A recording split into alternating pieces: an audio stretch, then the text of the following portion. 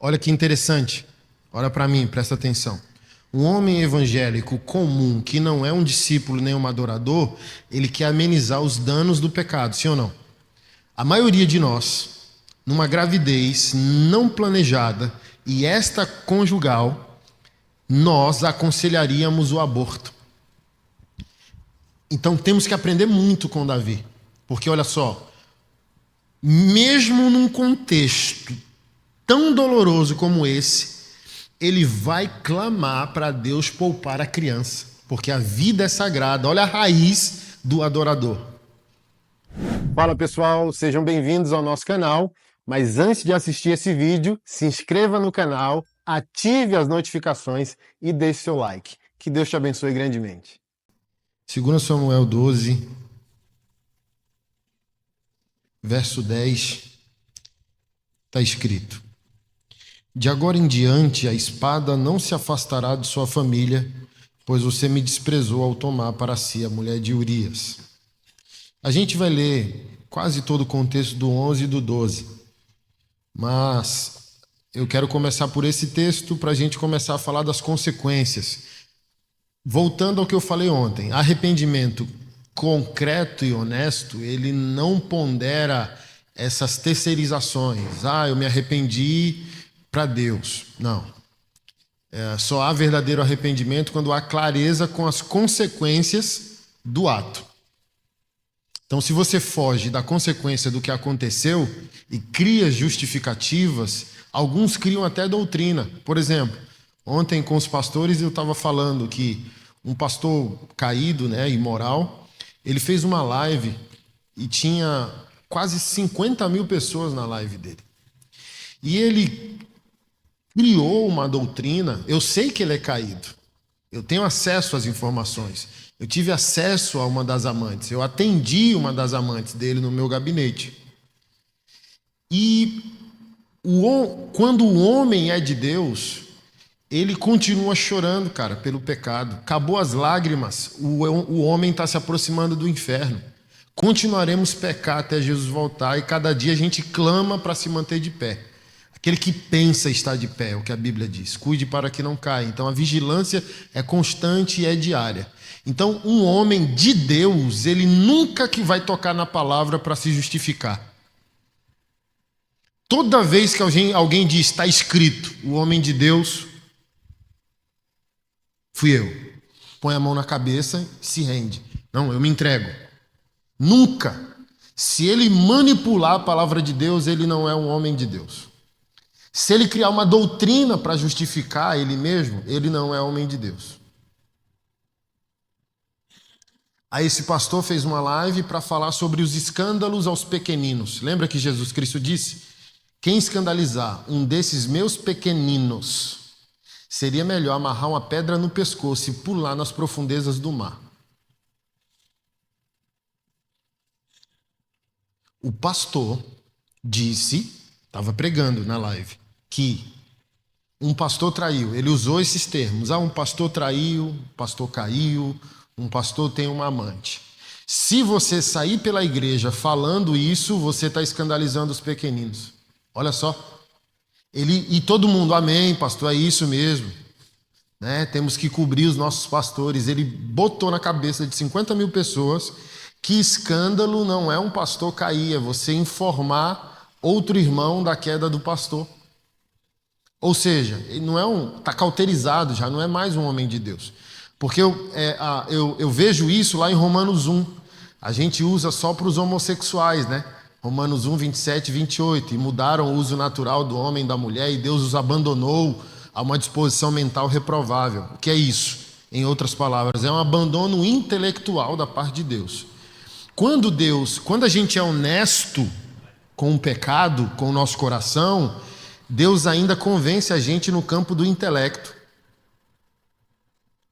Deus não tocar o nosso intelecto, a nossa razão, porque arrependimento é um toque na razão. Não é, estou arrependido. Não, quem está arrependido toca primeiro o racional. Ou seja, esse pastor já foi desprezado por Deus de alguma maneira, é igual Saul, é igual Judas. Tipo, ó, Davi pecou, Saul pecou. Porque um continua, o outro não. Pedro pecou, Judas pecou. Porque um continua, o outro não. Porque Deus pode chegar a um nível de desprezo ao indivíduo. Isso é fortíssimo, cara. Ah, mas Deus não é amor? É o que eu sempre digo, cara. Não pega um texto para dizer Deus é amor, ou não pega um texto para dizer Deus é juízo, é a Bíblia toda. Lá no texto do amor, que é João 3,16, e Deus amou de tal maneira, no mesmo capítulo, o último verso está escrito: aquele que desprezar o Filho de Deus, ou continuar rebelde ao Filho de Deus, sobre ele permanece a ira de Deus. Então, o mesmo texto que vai falar do amor, vai falar da severidade. O mesmo texto que vai falar da inclusão, vai falar da exclusividade. É o que eu sempre falo: vinde a mim, ai de mim, entendeu? Então, assim, Deus vai chamar você. Está quebrado? Está arrebentado? Vem. Mas uma hora o temor tem que nascer no coração. Não é bagunça. Porque o pessoal acha que é isso, né? A graça de Deus, o aspecto terapêutico da teologia evangélica, ela é momentânea, cara. Cuidar das nossas feridas é momentâneo, mas vai ter uma hora que a palavra vai dizer, cara, levanta. O Espírito Santo vai dizer, levanta. Então, é o pior estágio do pecado de um homem, é o abandono de Deus. Cara. Deus pode estar tão chateado com a gente que, ó, abandona a gente no campo da razão. Então, seja honesto com o arrependimento. Eu estava folheando aqui minhas anotações, né? Crente bom, irmão, tecnologia é uma bênção. Compre uma Bíblia, amado.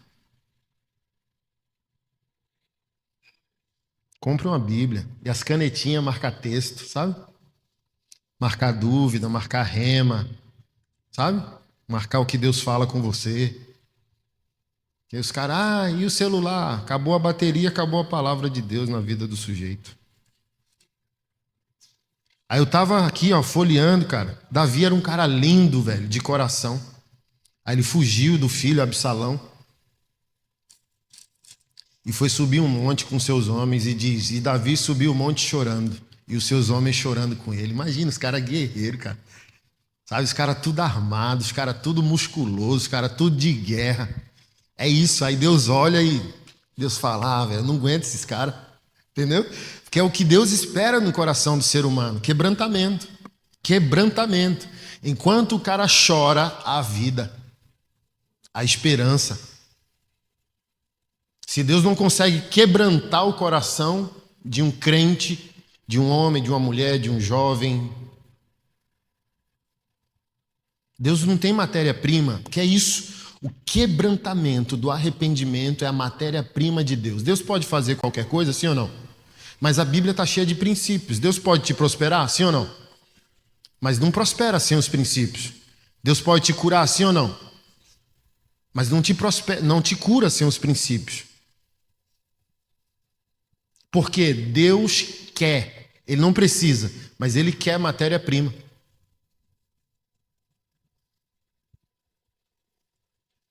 Ele pode fazer qualquer coisa. Decidiu não fazer. Honrai ao Senhor com as primícias de toda a tua renda. Lembra lá Provérbios 3, né?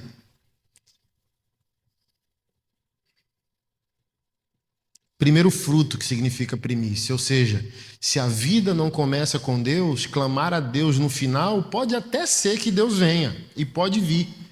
Mas é burrice evangélica chamar Deus para a equação só no dano. É para o crente, o homem evangélico, começar a aprender a viver de maneira inteligente, antecedida. Obedecer no tempo bom, obedecer quando está próspero, quando está curado, quando está tudo bem, sabe? Aí você tem uma obediência inteligente. Talvez o problema que você tinha nem volte. Aí eu volto à mentalidade do hospital. Por que a mentalidade do hospital? Por que a igreja é hospital? Porque Jesus é responsável a cuidar só de dano. Aí os homens evangélicos estão dizendo que Jesus não merece o melhor deles, só o pior deles. Ó Jesus, atiraram no meu braço. Ó Jesus, perdi uma mão. Ó Jesus, estou sangrando. Ó Jesus, quebraram a rótula do meu joelho. Aí Jesus vai e interna você. Mas ninguém quer sair desse lugar para dar a Jesus o melhor da vida dele. Então, se a igreja é hospital, botaram na cabeça do crente que Jesus é digno só do pior. Do resto. Obrigado, pastor. Aí a gente não entrega a primícia da nossa renda, da nossa existência, seja ela qual for, sexual, moral, familiar. A gente entrega o fim, mas não entrega o início.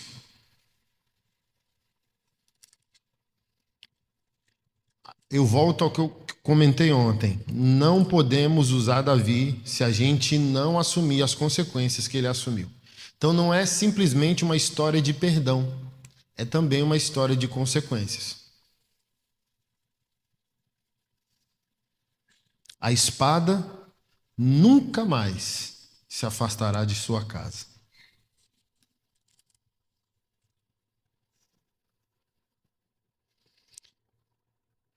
Aí Deus disse ainda: o que você fez escondido, eu vou fazer de dia, para todo Israel ver. Aí um cara honesto vai dizer: não posso fazer nada. Amém? É consequência do que eu fiz. Mas os caras não, como eu disse ontem, peca como adulto, que é consequência de criança.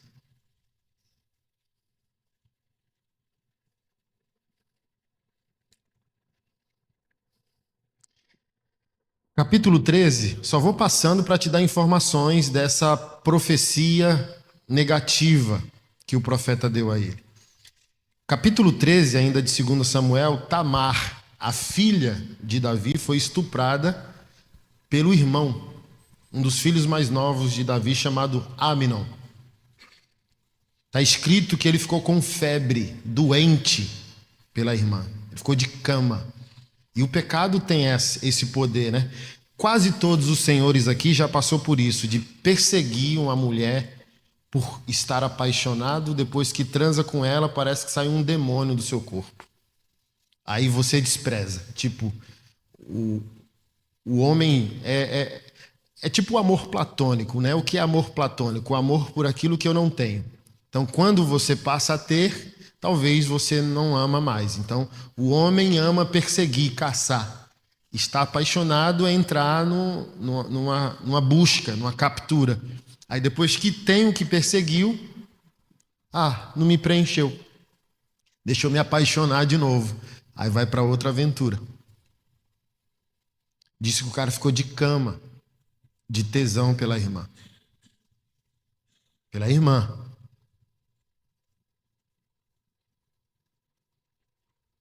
Aí falou com o pai para a irmã cuidar dele enquanto ele estava doente. O pai perguntou: não pode outra pessoa?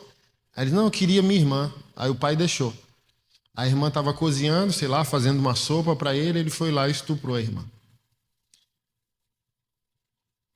O pecado, ele sempre causa um dano cognitivo em nós, comportamental, na identidade, no caráter, nas escolhas, no comportamento. E não foi diferente com Davi. Davi perdoado, amado, lavado pelo sangue, porém, o pecado sempre causa rupturas de raciocínio. Então, pode ser um traço natural de Davi? Pode, mas pode ser uma herança do pecado nele. Onde há pecado, há letargia. Onde há pecado, há covardia. Onde há pecado, há lentidão. Onde há santidade, há força, progresso, continuidade, força, vitalidade, virilidade, criatividade. Então, o que um pai deve fazer quando chega essa notícia que o seu filho violou sexualmente sua própria irmã? Um monte de providência. Uma surra, uma dura, um soco, uma denúncia, um desespero, qualquer coisa assim, sim ou não? Davi não fez nada. Chorou. Está escrito que ele chorou. Um pai omisso empurra seus filhos a tomarem atitudes estúpidas. Absalão, que já tinha o coração desviado do pai, esperou 2 anos e matou Amnon, porque o pai, que deveria fazer algo, não fez. Aí ele chorou de novo.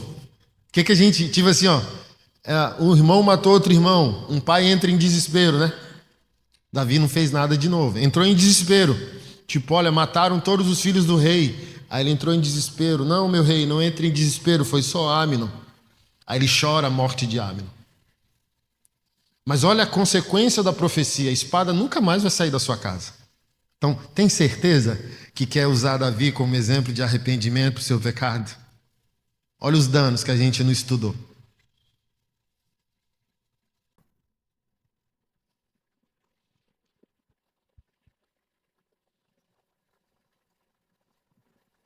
A sacanagem dura apenas uma noite, irmão. O boleto virá pela manhã.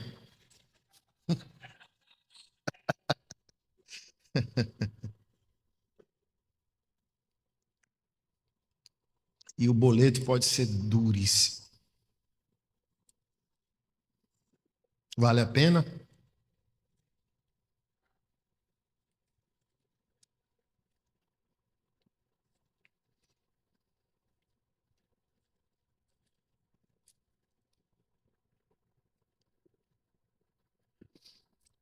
Aí, para a gente encerrar, para eu voltar para o texto central, que é o 11 e o 12, aqui em 2 Samuel 16, verso 20, está escrito assim: Então Absalão se voltou para Aitofel e perguntou: O que devo fazer agora? E esse Aitofel era o melhor amigo de Absalão. Então eu sempre digo numa maçonaria: cuidado com quem você chama de amigo. Amigos sempre levam para a luz e para a cruz. Ô, cara, traí minha esposa, estou arrependido. Um amigo diz: Amém, cara. Vamos trilhar esse caminho junto, porém eu vou te preparar para confessar isso para o teu pastor, para a tua mulher. Não vou te cobrir, vou te conduzir.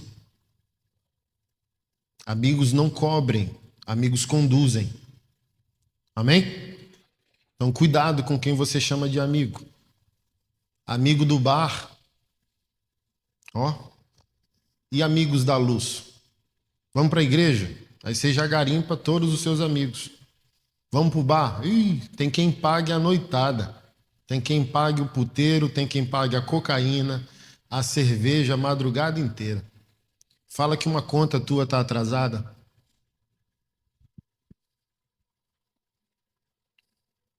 Pede ajuda para pagar o teu cartão atrasado.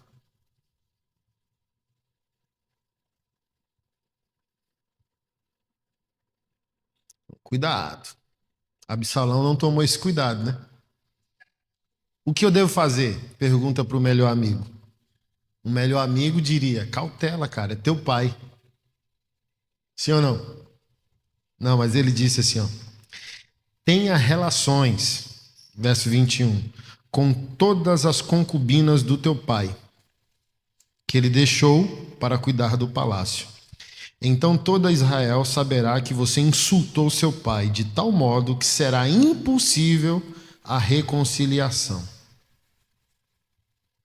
Da mesma janela que Davi viu Betseba, Absalão montou uma tenda, botou a cama do lado de fora e transou com todas as mulheres do pai.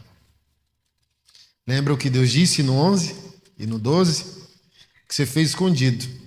Eu vou fazer de dia para todo Israel ver. Tem certeza que quer usar o exemplo de Davi? Sem levar em conta as consequências que ele teve que administrar.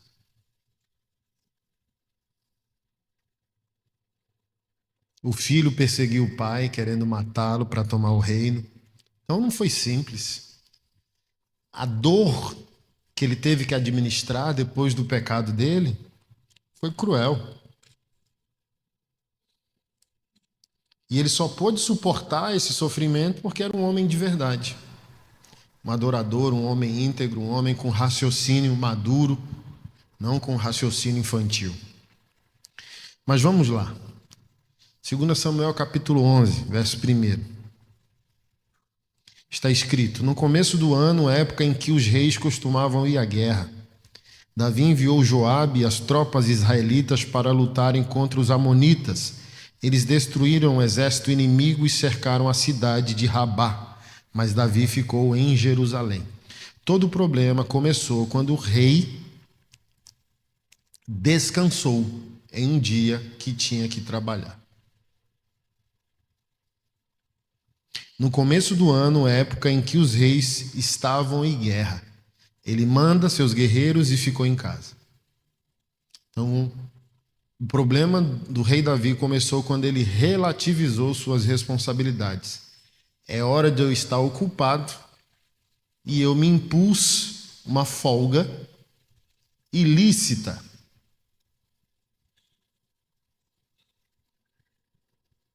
Eu estou escrevendo um livro sobre essa história que se chama Não Acorde Tarde em um Dia de Guerra. Não era para ele estar em casa, era para ele estar em guerra, e ele ficou em casa. Então era o momento dele exercer suas responsabilidades. E ele abriu mão delas. Cabeça vazia, oficina do diabo, já diz o ditado. Então desocupou a mente quando ela deveria estar ocupada, e aconteceu o que aconteceu. Aqui no verso 2 e 3 está escrito: e reparou numa mulher muito bonita que tomava banho. Davi mandou alguém para descobrir quem era a mulher. Disseram: é Betseba, filha de Eliá, esposa de Urias o hitita. Verso 4: então Davi enviou mensageiros para que a trouxessem. Algo que você nunca ouviu, para que a trouxesse e teve relações com ela. Algo que você nunca ouviu, vai ouvir hoje pela primeira vez, talvez. Isso aqui foi um abuso sexual.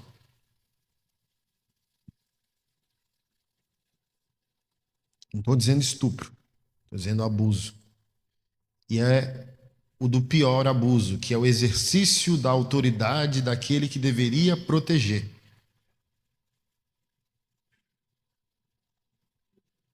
Porque a moça, sem o marido e sem um pai, sem um parente homem perto, não tem força nenhuma para repelir a força do rei. É como se fosse hoje um policial na porta de uma moça de 20 anos, o delegado está chamando você. Como ela vai conseguir resistir? Então o rei Davi impôs o poder.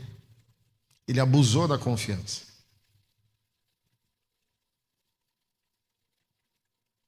Ele quebrou o pacto de Cristo. O maior entre nós é aquele que serve. Ele feriu os pequenos, que a autoridade dele existia para proteger. Então, não foi, na minha leitura, uma relação consensual, porque mais à frente, quando vem a notícia que Urias morre, está escrito que Betseba chora. Então, a gente não está diante de uma adúltera. A gente não está diante de uma mulher que voluntariamente foi para o quarto do rei. Porque o rei não conheceu ela no shopping, na balada, na hamburgueria, nem na pizzaria. Ela estava tomando banho na casa dela. E o rei manda seus soldados na porta da moça para trazer ela. Não há o que fazer. Não há o que a moça possa fazer nesse contexto. Porque um homem com tesão... Você viu um homem com tesão, que foi Amnon, ficou doente na cama. Quando o homem deixa de pensar com a cabeça de cima e com a cabeça de baixo, ele é capaz de virar um monstro. Em janeiro desse ano, um pai matou seu bebê recém-nascido de 27 dias, violentado sexualmente. O que é isso? É quando um homem pensa sexualmente, não mais espiritualmente e racionalmente, ele vira um monstro. E nenhum de nós pode duvidar da nossa natureza caída, da nossa natureza humana. Nenhum de nós pode amenizar o dano que a pornografia causa na personalidade humana. Porque é o que eu sempre digo, nem todo consumidor de pornografia é um abusador. Mas, sem dúvida, todo abusador é um consumidor de pornografia. E ele vai cauterizando as camadas de sua personalidade, vai monstrificando. Ele sai do básico pornô, homem e mulher, E ele vai cauterizando as camadas, porque na minha leitura não há vício em pornografia, há vício na liberação de endorfina, dopamina e serotonina. Então, por exemplo, há pesquisas que provam que o cara viciado em crack, assim, ele está viciado no crack, mas não é no crack, é na questão química que aquilo produz na sua fisiologia. Então a gente não está viciado no pornô, a gente está viciado naquilo que a sensação libera em nós. É como um hamster, sabe? Treinado nos choques ali, na gaiolinha, rodando e tal. E isso vai cauterizando os níveis. Aí o pornô básico já não serve, aí a gente vai para homenagem, a gente vai para pornô gay, a gente vai para bestialidade, zoofilia. Daqui a pouco a gente vira criminoso. Porque entra no campo do quê? Da pedofilia. Então, quando eu vejo um pai matar seu bebê, nenhum homem racionalmente faria isso, sim ou não? Mas o cara já está destruído na sua psique, na sua humanidade.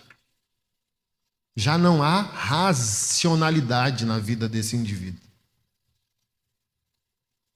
Então aconteceu com Amnon, aconteceu com Davi. E aconteceu com muitos de nós, dominados pelo tesão.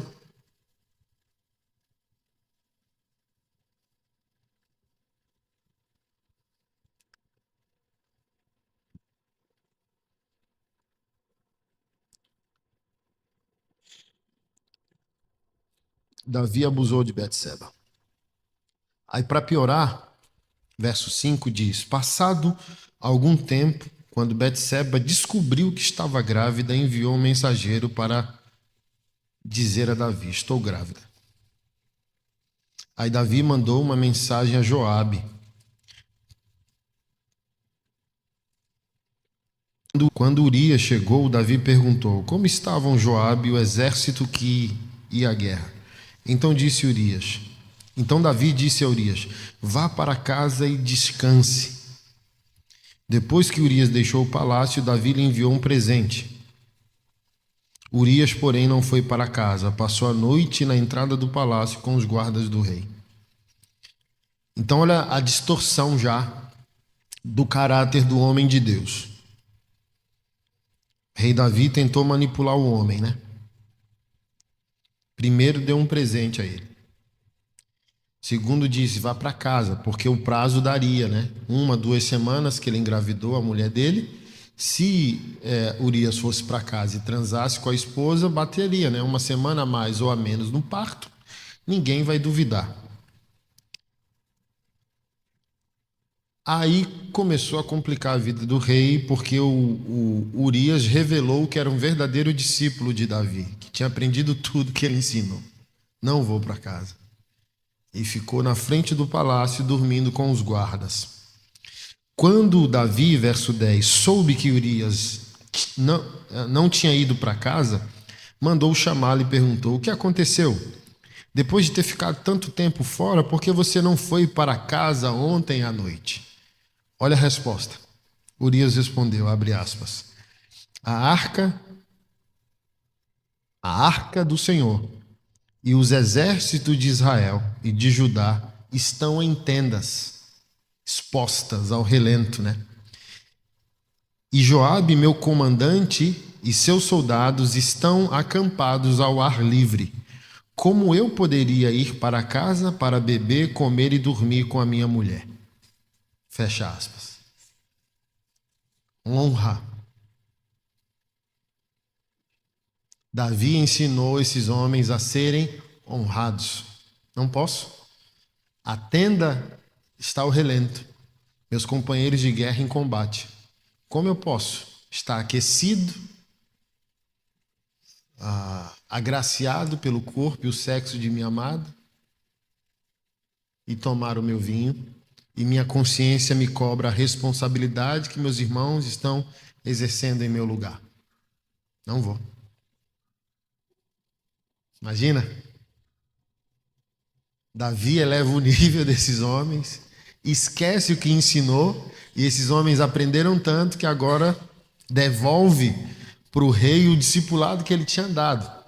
Porque todos esses homens são reflexos, né, do discipulado de Davi, da caverna de Adulão, quando não eram nada, só vadios da vida. Juro diante do rei que jamais farei uma coisa dessas. Então Davi disse: pois bem, fique aqui hoje e amanhã poderá retornar. Urias ficou em Jerusalém aquele dia e o dia seguinte. Olha só, aí o rei continuou a tramar. Não duvide de você, irmão. A gente está falando do maior adorador que a Bíblia revelou. Não duvide da sua capacidade de ser cínico, mal dissimulado, fugitivo de suas responsabilidades. Davi convidou Urias para um jantar e o embriagou. Eu vou embebedar esse cara e esse cara vai voltar para casa de alguma maneira. Outra vez, porém, ele dormiu em uma esteira com os guardas do rei e não foi para casa. Aí Davi teve a diabólica ideia de matar o homem na primeira fila da batalha. Na manhã seguinte, Davi escreveu uma carta para Joabe e mandou Urias entregá-la. A carta continha a seguinte instrução: coloque Urias na linha de frente onde o combate estiver mais intenso. Depois recue para que ele seja morto. Então Joabe colocou Urias numa posição próxima do muro da cidade, onde sabia que estavam os principais guerreiros do inimigo. Quando os soldados inimigos saíram da cidade para lutar, Urias, o hitita, foi morto, junto com outros soldados israelitas. Joabe enviou a Davi o relatório da batalha, disse o mensageiro. Verso 21. Acaso Abimeleque, filho de Gideão, não foi morto em Tabes por uma mulher que atirou uma pedra de moinho do alto da muralha? Por que chegaram tão perto dos muros? Então diga-lhe, seu soldado Urias o hitita também foi morto. Verso 25. Davi respondeu: diga a Joabe que não desanime. A espada devora este hoje e aquele amanhã. Lutem bravamente, conquistem a cidade. Quando a esposa de Urias soube que seu marido havia morrido, chorou por ele. Lembra do que eu disse? Adúlteras, maldosas não choram a morte de seus maridos. Betseba não era uma adúltera. Era uma moça controlada pelo poder daquele que deveria protegê-la. Um homem de Deus. E homens de Deus não abusam da confiança que lhe depositaram. Terminado o período de luto, Davi mandou trazê-la para o palácio.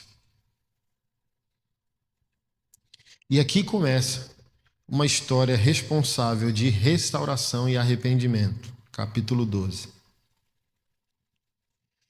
Porque, irmão, se formos homens de Deus, esse tipo de história a gente vive em deprê. Não tem como um homem de Deus, um adorador, viver em cima de um cemitério. Não tem. A gente vive em crise. Podemos maquiar bem, mas um sofrimento nos acompanha.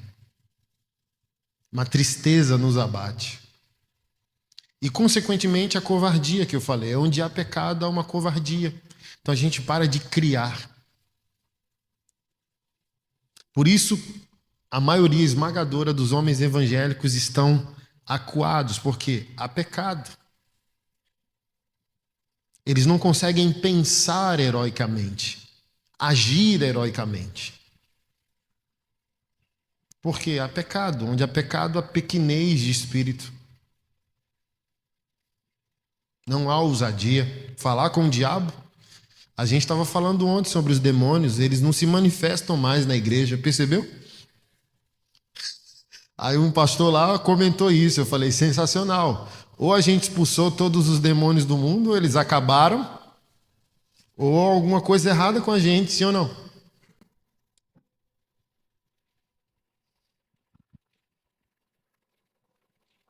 Porque mudou a teologia cristã evangélica de 20 anos para cá, que Porque de 20 anos para trás ainda era sede santo como eu sou santo, sede meus imitadores como eu sou de Cristo. E hoje, pastor Anderson, não julgueis, não atire, quem não tiver pecado, atire a primeira pedra. Então, antigamente a gente pecava, mas ainda era chamado a uma vida exclusiva e santa.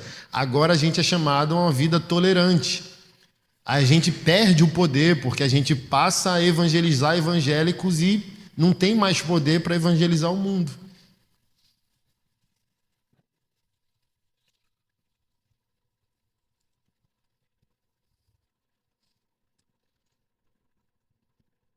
E o que é mais lindo na história de Davi é que ele não foi confrontado em seu pecado.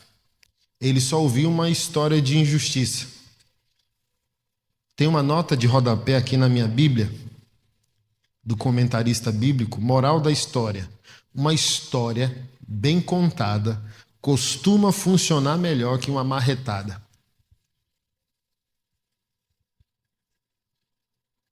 Porque não era mais fácil chegar com o pé no peito? Chamar ele de homicida, de adúltero, sim ou não? Aí, senta aí, pô. Abre um Red Bull aí, uma água de coco, um café. Deixa eu te contar uma resenha.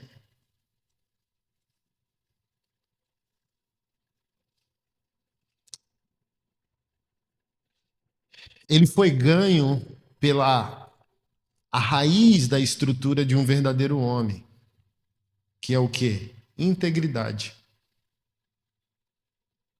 Ele foi restaurado quando o profeta acessou o coração masculino dele. E o coração masculino é encontrado pela ética da justiça.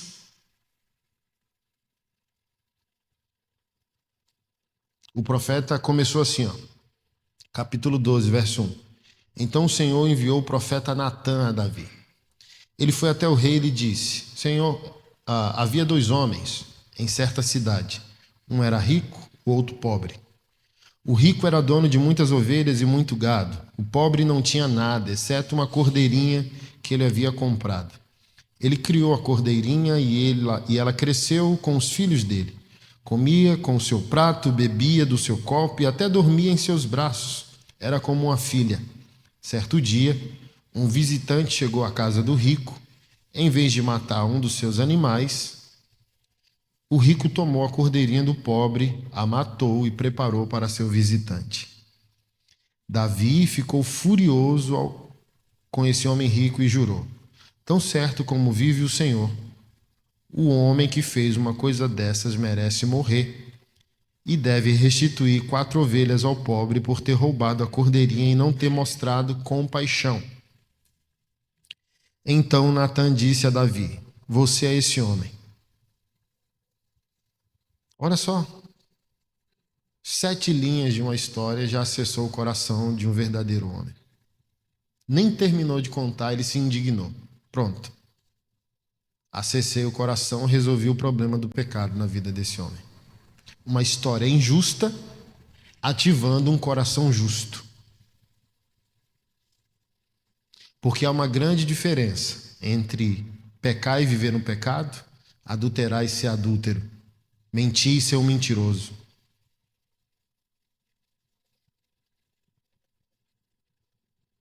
E relatos assim mostram a diferença entre um homem fraco, que teve um dia mau, e um homem cínico, um homem mau. Um homem que trama constantemente o mal alheio. Numa história de injustiça, Deus começa a restaurar a vida de Davi. E ele mesmo conclui, porque agiu sem misericórdia, ou seja, o que ele fez com Urias e Betseba é falta de misericórdia. Ele não teve compaixão. E é um traço do adorador, coração compassivo, vida piedosa, ser justo, se indignar com as injustiças. O crente ama falar sobre amor, mas a bravura no amor, 1 Coríntios 13, que é o texto do amor, diz: o amor não se alegra com a injustiça. Então se fala do amor muito na defensiva e pouco na ofensiva.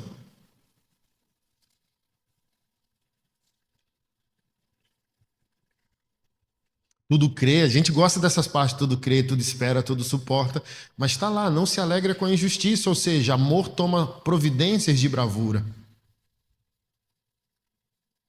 Eu dei essa aula no meu discipulado para os meus filhos e minhas sobrinhas. E a aula era o que é amor. Aí fui falar de ideologia de gênero, amor na perspectiva progressista, o amor de Jesus, que é um amor discipulador, é um amor que modifica, é um amor que chama a um padrão de santidade. Aí perguntei para eles assim: se entrar alguém ali, pular o muro agora, a gente está aqui, estou ensinando a Bíblia para vocês. Se pular alguém ali agora, eu puxar minha arma da cintura e botar 3 tiros no peito do cara, é amor? Eu ensinei tudo. Aí a conclusão é amor ou falta de amor? Aí a minha sobrinha, que flerta com o feminismo, disse: é amor. Aí eu falei: amor a quem? Aí ela disse: amor a nós.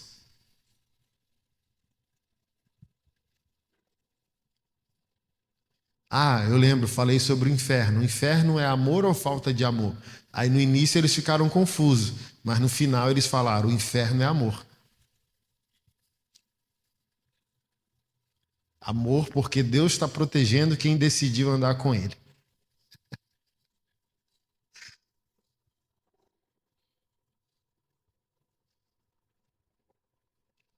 Eu gosto da frase de C.S. Lewis, né? No fim, só 2 classes de pessoas.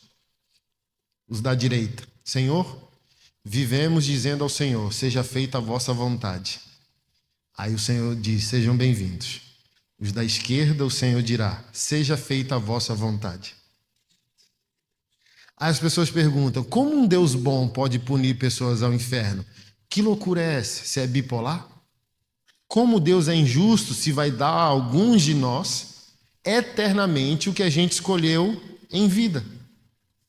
O que é o inferno? A vida que muitos escolheram. O que é o céu? A vida que muitos escolheram. Então, céu e inferno só é a conclusão de nossas escolhas.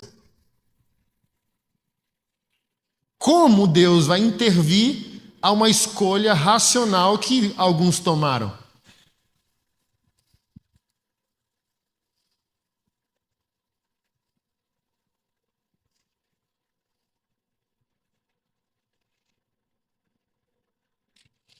Verso 9. Por que então você desprezou a palavra do Senhor e fez algo tão horrível? Você assassinou Urias, o hitita, com a espada dos amonitas e roubou a esposa dele. Olha só, Deus começa falando que é grave até o fato dele ter feito o que fez, desprezando a aliança. Tipo, você matou o seu irmão com a espada do incircunciso. Deus até apelou o conceito de aliança.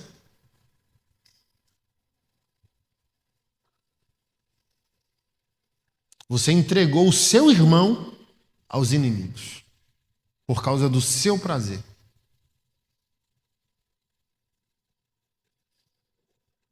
De agora em diante, a espada não se afastará da sua família, porque você me desprezou ao tomar para si a mulher de Urias. Assim diz o Senhor: de sua própria família farei surgir seu castigo. Lembra do que Absalão? Eu falei agora há pouco. Tomarei, olha só, foi profetizado. Tomarei suas mulheres diante dos seus olhos e as darei a outro homem, e ele se deitará com elas à vista de todos. Então, o que aconteceu no capítulo 16 foi profetizado no capítulo 12. O que você fez em segredo, eu farei acontecer abertamente diante de todo Israel. Por isso que eu falei ontem aqui para os senhores, não tem como ter problema de reputação diante do arrependimento. Davi está tão arrependido que a gente está lendo isso aqui. Então não tem essa questão do, e o que vão dizer de mim? Deus já sabe, irmão, sabe? Deus sabe, anjos sabe, demônios sabe, tipo, aceita logo, paga logo e para de frescura, cara. Paga logo, levanta e caminha. E mude. E limpe a dignidade do seu nome. Se você sujou, você é o único responsável de limpar. E as pessoas não esquecem. É vitimismo querer que as pessoas esqueçam do que você fez. Não, as pessoas vão lembrar. É a sua responsabilidade impactar a vida das pessoas que você gerou um dano. É sua responsabilidade impactar a vida de uma ex-esposa. Deixar ela em dúvida assim, ó. É sua responsabilidade ser um ótimo ex-marido.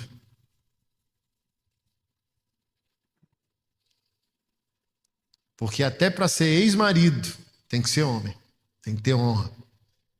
Porque é a maior lição que o filho aprende, a maneira com a qual a mãe dele é tratada. E por isso que eu sempre digo, não tem bom pai onde há péssimo marido.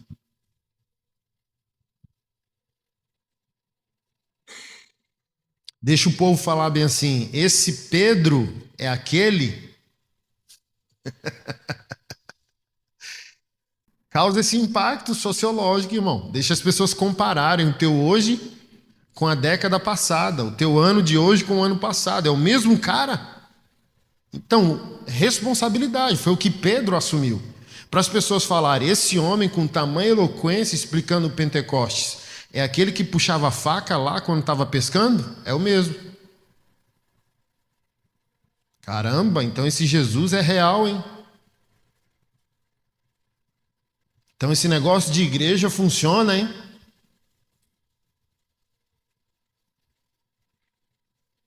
Então Pedro teve que correr atrás do prejuízo. Foi ele que decidiu sair de um homem truculento para um erudito, para um apóstolo. Foi ele que decidiu. Não foi Jesus que impôs a ele.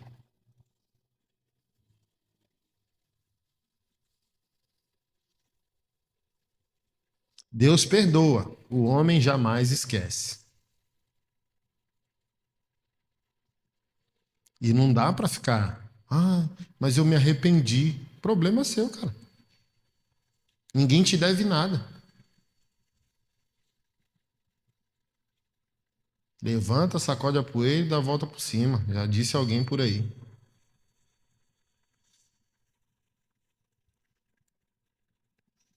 Então Davi confessou a Natã: pequei contra o Senhor. Natã respondeu: sim, mas o Senhor o perdoou, e você não morrerá por causa do seu pecado. Contudo, uma vez que você demonstrou o mais absoluto desprezo pela palavra do Senhor, ao agir desse modo, seu filho morrerá. Depois que Natã voltou para casa, o Senhor fez adoecer gravemente o filho de Davi com a mulher de Urias. Uma coisa interessante que eu sempre pontuo no maçonaria é que o profeta diz que ele não vai morrer porque já foi perdoado, passado. O profeta não diz, você está sendo, vou pegar o que você falou, vou levar para Deus, depois eu volto para te falar o que Deus falou. Ou Deus vai te perdoar. Não, o profeta diz, tu não morrerás, Deus já te perdoou, passado. Então o profeta vem para sentenciar, mas ele já sentencia que Deus já perdoou antes do cara se arrepender. Olha que coisa paradigmática, que coisa maluca isso aqui. Porque Deus é aquele que visita a verdade no íntimo. É o que ele fala no Salmo 51 que eu li ontem para vocês. Se o Senhor quisesse sacrifícios de holocaustos, eu daria. Mas o Senhor quer o quê? Espírito quebrantado, coração contrito, verdade no íntimo. Então Deus já sabe que Davi está arrependido. É a mesma lógica de Abraão e Isaque. O que Deus faz com um menino morto? Fala para mim aí, amado. Em que um menino morto é útil para Deus? Deus queria o sacrifício de Isaque? Não, Deus queria concretizar para o próprio Abraão que Abraão era de Deus. Então a experiência do Moriá, 3 dias, obviamente tipifica Jesus, tem que ser daquele jeito que aponta para Jesus, mas Deus não quer Isaque, Deus quer Abraão. Deus quer concretizar em Abraão para que Abraão tenha consciência racional, visual, concreta, que ele é um homem disposto a obedecer nos piores contextos da vida.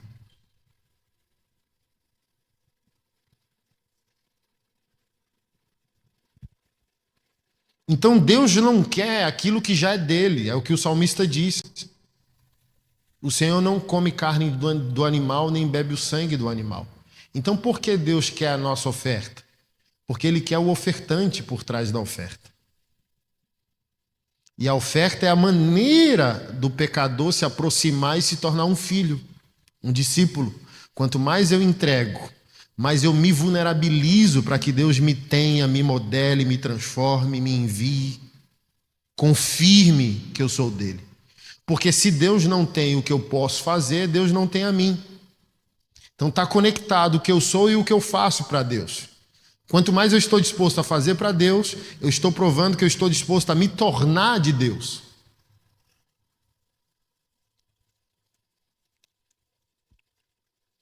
Você já foi perdoado.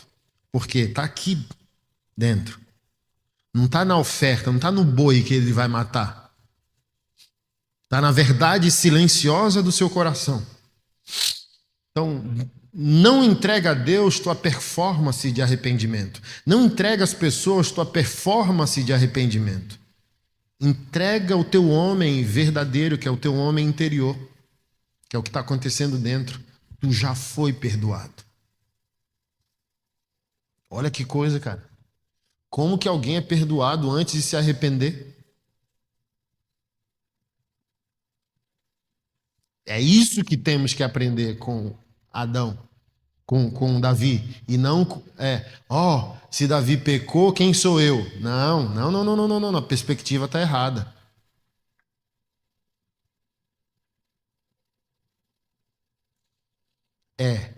Como Deus pode ver em mim a virtude que viu em Davi. Porque as melhores orações e adorações não são ditas em palavras, são assistidas por Deus. Precisamos aprender com Davi que precisamos nos tornar o canal que Deus gosta de assistir, a música que Deus gosta de ouvir. Calado, Davi é uma canção, é isso. Ele não adora, ele é uma adoração. Então, quando ele vai fazer, já está feito, porque começou dentro. Entende o que eu estou dizendo? Por isso que eu sempre, quando eu estou falando sobre adoração, eu insisto com os irmãos, a parte mais fácil da nossa fé é cantar. A.W. Tozer, um profeta do século passado, disse: o cristão não mente, ele canta. É o momento que nós mais mentimos para nós e para Deus, é quando louvamos. E o que a gente precisa entender? Que Deus quer que a nossa vida seja uma canção. A gente acorda e Deus fala, coloca no canal dele, ele me dá prazer, ele me dá alegria. Porque a gente não é mais o paciente no hospital. E o que a gente precisa entender? Que a adoração é a vida que nós levamos quando a música para de tocar. Conseguimos louvar sem música? Vai ser um parto para 99% dos evangélicos. Tipo assim, vamos adorar. Oxe, cadê a banda? Não, vamos adorar. Se vira aí. Não saberemos.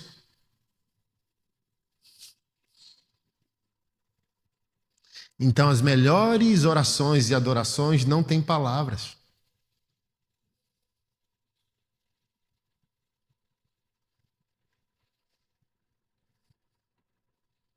Que está aqui dentro. Você e o Senhor.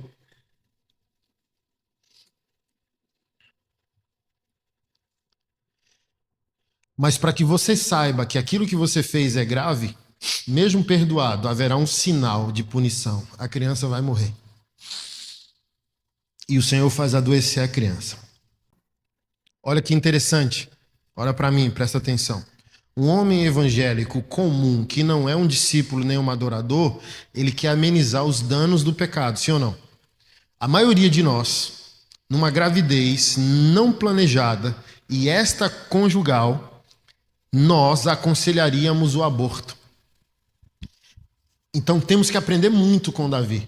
Porque olha só, mesmo num contexto tão doloroso como esse, ele vai clamar para Deus poupar a criança, porque a vida é sagrada. Olha a raiz do adorador. Porque a maioria dos homens desejaria encobrir o problema do pecado, porque o nascimento da criança é a evidência que eu pequei. Então, a gente iria sugerir aborto, dependendo do tipo de homem que nós somos. Aí o cara já começa a mostrar suas virtudes. Ele não quer que a criança morra. E ele se joga no chão para adorar e clamar a Deus que poupe a criança. E faz isso por 7 dias.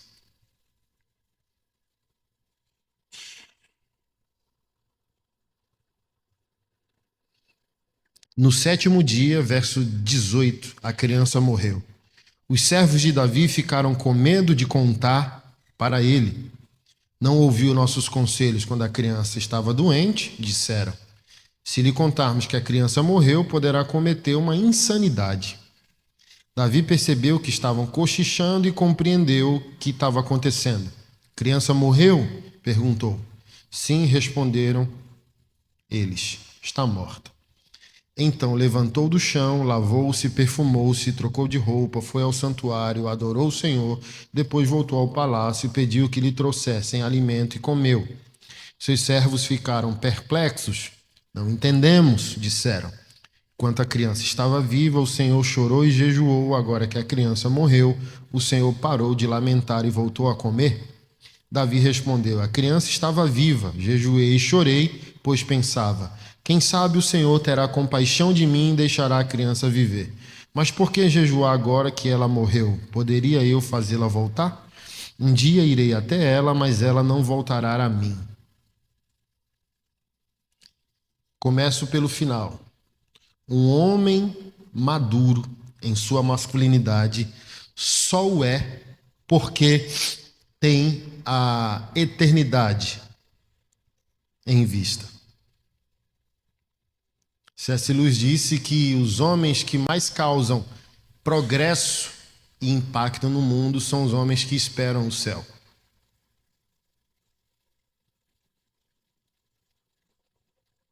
Davi espera o céu. Diz, eu não irei, ele não virá até mim, mas eu irei até ele. Olha a consciência de adoração, de eternidade. Que a morte do crente não acaba com a sua verdadeira vida. Então, como a gente pode se tornar homens evangélicos maduros? Porque eu espero o céu, eu elevo o nível da terra. Mas a maioria de nós está fazendo o quê? Fugindo. Por isso a gente não eleva o padrão da terra, não santifica as mesas de trabalho. Por isso que um jogador de futebol evangélico vai trair a esposa. Ano passado, um jogador estava com, traiu a esposa, engravidou a amante, e a esposa falou, não, é tranquilo, temos 6 filhos e 4 é dele fora do casamento. A gente não consegue um empresário evangélico frutífero, firme. A gente não consegue um político. Sabe, a bancada evangélica não causa em nós nenhuma sensação heróica. Talvez a gente não saiba um nome de um deputado evangélico nesse país, porque não exercem para a glória de Deus, ou seja, não fazem diferença alguma, não produziram nada significante para o país, para a igreja. Por quê? É um problema teológico, discipulador que nós temos. Estamos indo para o céu, fugindo da terra, por isso toleramos que a terra se torne um inferno. E era o contrário, porque eu espero o céu, eu vou causar um impacto na terra que deixa as pessoas vislumbradas, interessadas no que eu estou vivendo, no que eu estou falando, no que eu estou pregando.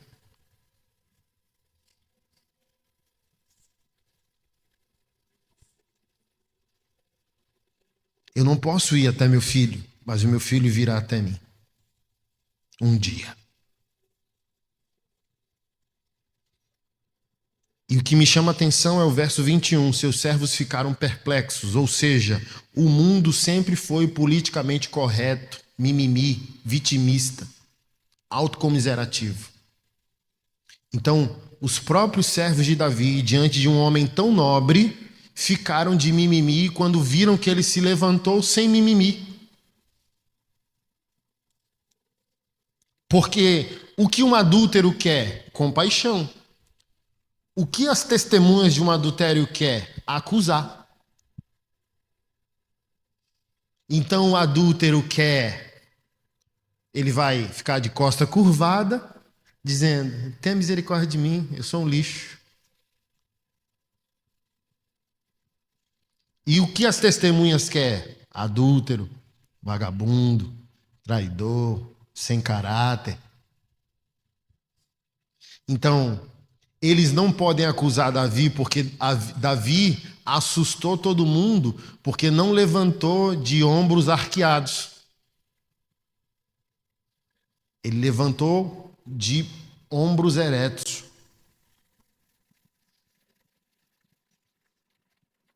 Já causa um incômodo.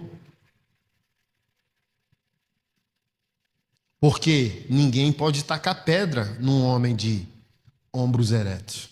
Porque isso revela o quê? Identidade. Postura revela identidade. Ele levantou com postura.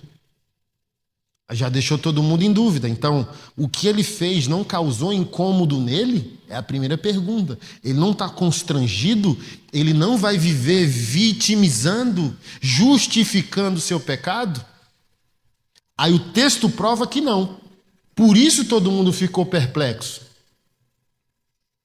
Porque ele levanta, toma banho, coloca a melhor roupa, se ungir aqui é se perfumar, seu melhor perfume, adorou, aplicando ao nosso contexto, foi para o culto, sim, para lidar com todos os olhares reprovadores dos irmãos, bateu um papo com o pastor, tomou um café, deu um dízimo, a gente se vê no próximo culto, voltou para casa, pediu jantar. Aí todo mundo, como assim? Porque todo mundo queria uma placa, perdedor, adúltero, vagabundo. Então, ele não aceita culpa e ninguém consegue impor culpa. Tipo, o que rolou? Porque quando o profeta diz, Deus já te perdoou, é Romanos 8:1 no Antigo Testamento. Então ele pega a verdade justificadora do Novo e leva lá para o Antigo. Nenhuma condenação a mais para aqueles que estão em Cristo Jesus. Que não vivem segundo a carne, mas segundo o Espírito. É isso que a gente tem que ter em mente, porque os caras estão dizendo, nenhuma condenação a mais. Se vive no Espírito.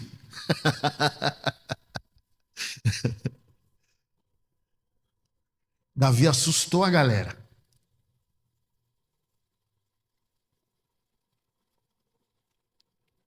Tu conhece algum homem que impõe respeito calado? Tu conhece menino que tu não para de fazer piada com ele, que é menino? Então um homem se levantou. E a gente não consegue fazer piada com homens. Por isso que eu falei ontem, se você não é geriátrico, você tem que limpar sua própria bunda. É isso que diferencia um homem de um menino. Então só vão te condenar se você é geriátrico. E está dizendo para as pessoas, tenha dó de mim, limpa a minha bunda que eu não consigo limpar.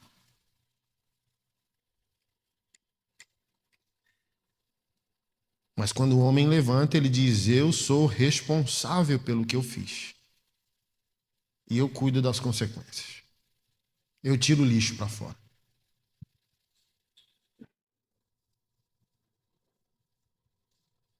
Aí você deixa todo mundo perplexo. Não entendemos. A gente pode dizer, é evangelho, querido. É só o evangelho.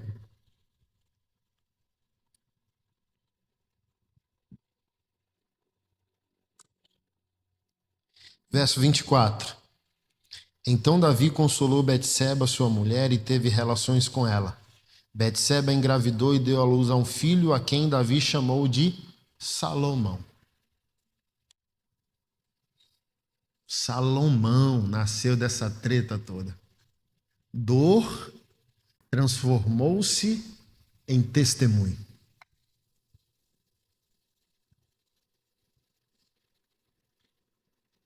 Para a gente começar a encerrar,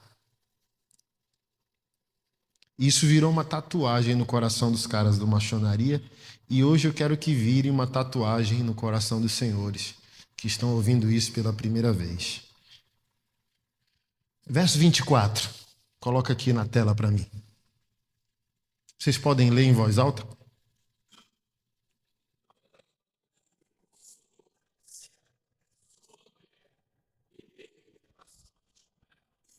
De quem é a mulher? De quem é a mulher ali no texto? Volta para o versículo 15. Lê aí.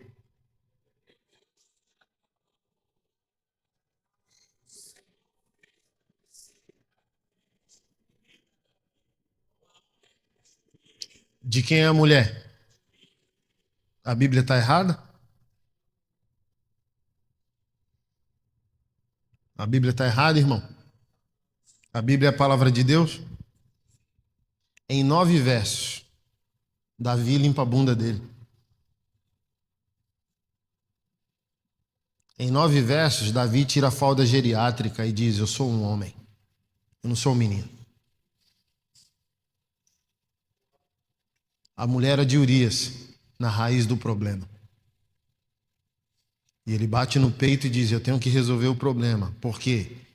Para o homem sair dessa situação era fácil. Para a mulher sair dessa situação não seria fácil. Por quê? Davi era judeu, hebreu, israelita, chame como quiser. E ele, como homem, estava tranquilo. Contexto social protegia o homem. E ele era rei. E a lei era enferma pela carne, Paulo fala em Romanos. Então a poligamia não era aceita por Deus, porém tolerada, porque a lei não transformava, a lei conduzia os homens de Deus. Paulo diz, é um aio, palavra grega pedagogos, professor de criança. Então Davi, por incrível que pareça, era uma criança espiritual. Podemos ser mais maduros que Davi, porque estamos na graça de Jesus. Davi, por incrível que pareça, não era um homem transformado no espírito dele. Nós somos. Olha que coisa interessante. Ninguém do Antigo Testamento foi transformado como nós estamos, se somos um discípulo de Jesus. Então, provável que poligamia não é aceita no Novo Testamento. Por quê? Fomos transformados. Eles não. Então, Deus não aceitou. Deus tolerou. A lei estava enferma pela carne. Mas Betseba não sairia dessa situação bem porque ela não é mais uma virgem. Ela não é mais uma donzela. E nenhum hebreu casa com mulher deflorada. Judeu só casa com mulher virgem. Porque as testemunhas ficavam na celebração do casamento esperando o lençol manchado pelo sangue, pela ruptura do ímen. E se a moça demonstrasse que não era virgem, dá apedrejamento, dá devolução do pai, devolução do dote que foi dado, uma briga, uma confusão. É uma vergonha danada. Então, Davi violou Betseba no exercício do seu poder, matou seu marido, fez Deus matar uma criança numa relação ilícita e Betseba sairia para ser uma doméstica, uma prostituta, uma mulher sem rumo social, sem proteção, sem pedigree, sem o sobrenome de uma família que o protegesse. Ele destruiu sonhos de vida de Betseba, os projetos de vida. Mas Davi era um homem de Deus, um adorador justo, íntegro, correto. Então todo esse processo de ser repreendido, arrepender, clamar para Deus poupar a criança, levantar com honra, tomar banho, se vestir, se perfumar, adorar a Deus, jantar, levou ele em um processo de quê? Metanoia. Mudança de mente, mudança de rota, análise profunda das consequências do que fez. E a única conclusão óbvia é: eu preciso remediar o problema que eu causei. Eu não posso abandonar essa mulher. É desonroso. É um boleto que eu vou carregar dentro de mim sempre. Toda vez que eu falar, Deus, tu és bom, o Espírito Santo vai me constranger dizendo, bom, ao nível que eu não consigo te tornar um homem bom, capaz de assumir a responsabilidade dos seus atos. Então, em 9 versos, o nosso irmão resolve o problema.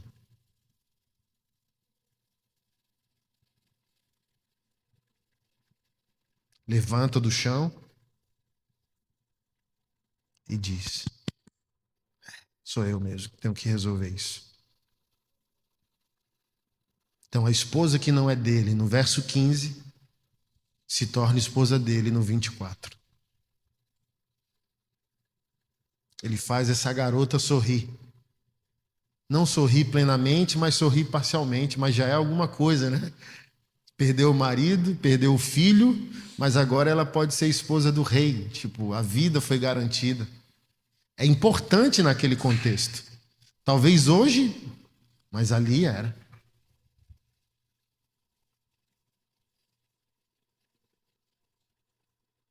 Então, vê como é importante esse processo de mentalidade em nós? Hospital, exército, embaixada. Davi passou por todo esse processo. Por que ele restaurou a vida de Betseba? Porque ele se reconheceu como embaixada de Deus. A minha individualidade é minha pátria, é meu país. Eu sou a Nova Jerusalém móvel. Eu sou embaixador do reino de Deus. Você sabe disso, que uma embaixada é o país representado. O espaço geográfico de uma embaixada é a nação representada. É crime diplomático se a autoridade geográfica do país que recepciona uma embaixada entrar sem autorização naquele espaço. Cito Brasília muito, que é num bairro só, né? A gente chama de quadra, não há bairro em Brasília. Quadra. Então, há uma quadra onde todas as embaixadas são uma do lado da outra. Setor de embaixadas. Então, você vou ali no setor de embaixada. Aí você vai ver Nigéria, Argentina, Uruguai, um do lado da outra. A maior, né? E mais protegida é dos Estados Unidos. A embaixada é o país. Se um criminoso, a polícia do DF, quer pegar um criminoso que entrou na embaixada, se a polícia entrar, crime diplomático. Então, em todo esse processo que você vence a mentalidade que você está no hospital e você está num exército que tem uma enfermaria, é diferente, você recebe a cura para aceitar que você é um embaixador. E a sua individualidade é uma embaixada, seu trabalho, seu ministério, a sua igreja local, sua família, seus filhos, seus lares, seu lazer. Tudo isso é a jurisdição da sua embaixada. É a sua responsabilidade como embaixador. Então, se você falhar, Deus está falhando. Se Davi falhar, Deus está falhando. Porque o que o profeta disse? Porque você deu motivo ao ímpio de blasfemar. Então, não é só Davi pecando, é Deus falhando sociologicamente. É o ímpio dizendo, então isso não vale nada. Esse negócio de Deus, de igreja, não vale nada. Porque o embaixador é Deus representado. A embaixada é o reino de Deus representado. Então, quando a gente erra, não é erro nosso individual, é erro nosso coletivo. Então, quando um homem trai sua esposa, é a igreja traindo. Pensa no peso agora. Quando um pastor cai, não é um pastor caindo.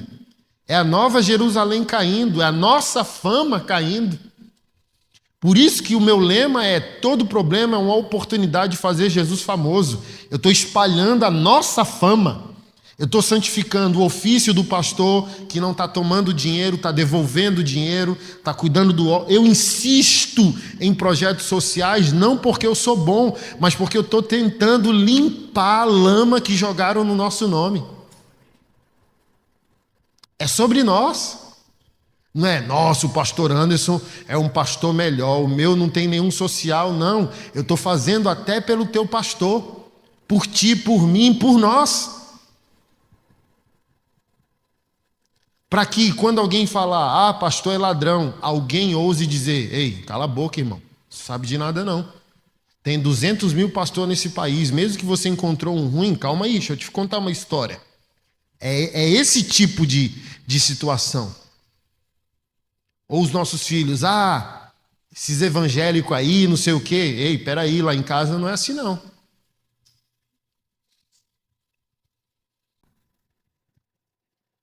Mas se a gente ficar com a mentalidade de hospital,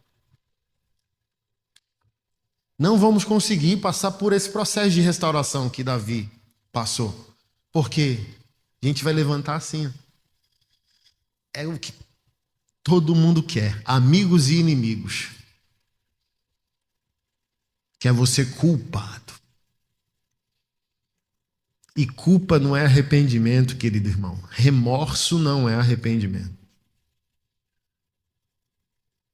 Paulo foi tão ousado que quando ele foi criticado pela igreja de Corinto, ele diz: nem eu me julgo e não aceito o juízo de ninguém. Eu tenho a mente de Cristo. Eu aplico em mim o que eu julgo ser o raciocínio de Cristo sobre as coisas. Ele falou, em outras palavras, eu não tenho um parâmetro de medir a mim. E ninguém tem parâmetro de me medir. Temos a mente que vem de Cristo. Ou seja, temos uma maneira cristocêntrica de racionalizar a vida, de pensar a vida.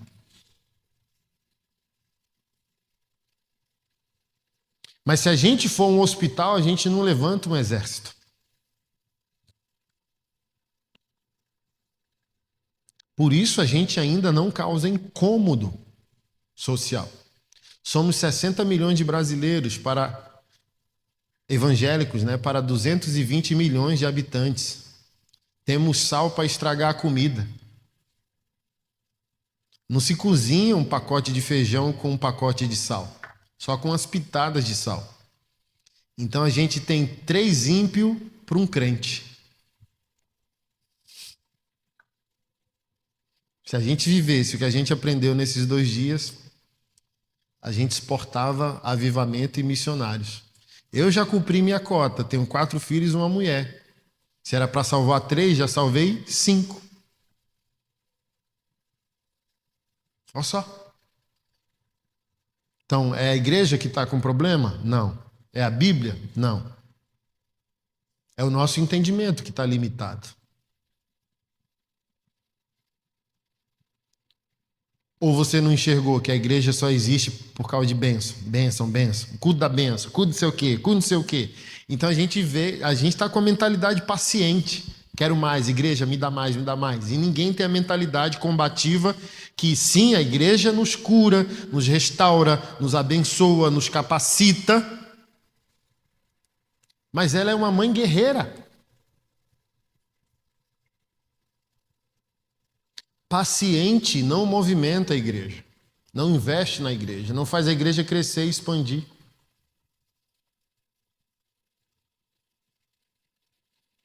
E é isso, a maioria dos crentes é um fardo para a igreja. Igreja pesada, ela não consegue se mobilizar, ela não consegue avançar.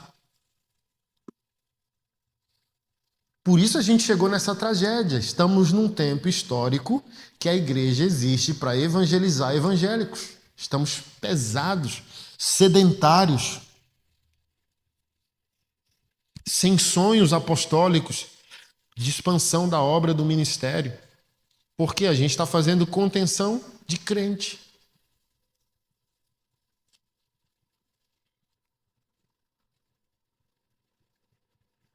culto para convencer crente do que crente deveria já estar convencido. Você quer uma prova disso? Palavra de dízimo e oferta nos cultos. É necessário, porque somos rebeldes, mas nem deveria existir. A gente força os pastores a pegar parte do culto que você deveria dar a Deus, a gente amando Ele em adoração, para convencer o crente do que o crente deveria estar convencido. Então o gasofilácio deveria ficar na entrada da igreja. O crente vai entrando e já vai depositando, aí já vem adorando. Mas não, a gente para o culto para dizer, crente, abre a Bíblia aí que eu vou te obrigar a fazer um trem que você não quer fazer. Fala aí. Temos uns 50 homens aqui. Vamos mudar a partir de amanhã. Amanhã é dia de culto nas nossas igrejas. Vamos mover o nosso povo. Mulheres, crianças, outros homens no exemplo. Entende? Essa aqui é a tua igreja, pega o envelope e já deixa na Bíblia. Amanhã vai trazer ele cheio, já pega o vazio para vir no outro culto cheio. E ó, a primeira coisa que você vai fazer quando chegar no diácono e dizer, cadê o gasofilácio? Quando o pastor... Aí velho, vai gerando um movimento, entendeu? Aí vai ter uma hora que o pastor fala, palavra de dízimo e oferta, os homens vão gritar, já fomos, pastor, já estamos voltando. Aí a igreja fica leve para cumprir seu apostólico. E porque ela está pesada, que ela tem que convencer o crente de algo que ele deveria já estar praticando. Fazer culto para convencer homem evangélico a ser um bom marido, ser fiel à esposa dele. É necessário porque estamos internados. Mas se a gente aceitar, a gente vai sair desse lugar e dizer, ei, não, somos um exército com enfermaria, não somos um hospital. Porque para transformar um hospital num exército, irmão, isso é difícil, hein?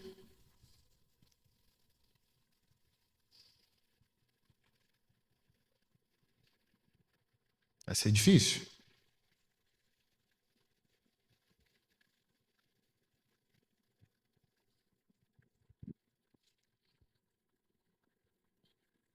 Aí a gente nunca que vai se tornar um cara como Davi, um cara como José. José, né, o padrasto de Deus, irmão, convencido num sonho profético a aceitar uma noiva grávida pela ação do Espírito Santo. Quem de nós ia crer nessa história? Quem de nós ia aceitar amar uma noiva grávida pelo Espírito Santo? A gente está falando de nobreza. Deus tem uma ideia e antes de executá-la, ele encontra um homem bom e disponível. Esse homem é você? Não responda, não responda. Deus quer fazer coisas extraordinárias no mundo e está procurando um homem bom.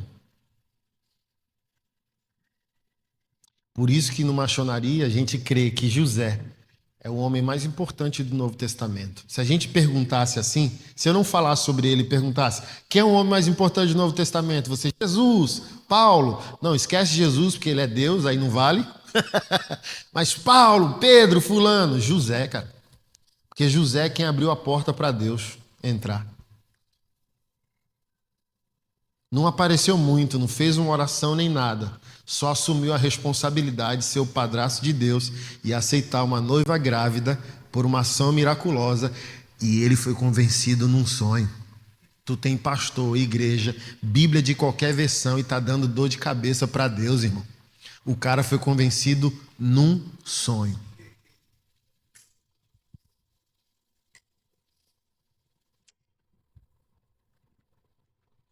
Então Deus quer fazer. Quem são os homens bons que Deus pode usar? A gente está tudo entubado. A igreja é hospital. Ai, Deus. Oh, rapaz. Porque olha a homenagem que Deus presta primeiro a José. José sendo um homem justo. Ou seja, ele já está pronto. Ele tem uma obediência antecedida. Ele não é paciente do hospital de Deus.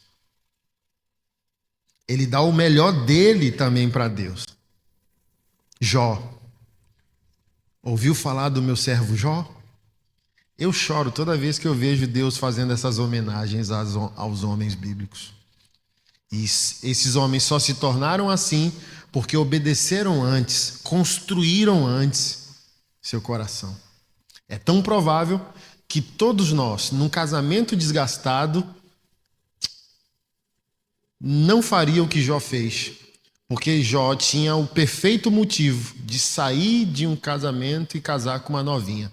Ele tinha o pior contexto e a pior esposa que disse: amaldiçoa o teu Deus e morre. Olha que coisa legal para quem quer mudar de mulher. A gente mudaria de mulher com base bíblica. Fala aí, pastorzão. O que? Blasfemou do meu Deus? Sai voado. E ele continuou piedoso, com a pior mulher que ele poderia ter. Rapaz, que conselho é esse? Que confronto é esse que uma esposa dá ao marido, cara? Sonho de toda mulher é um marido adorador, sim ou não?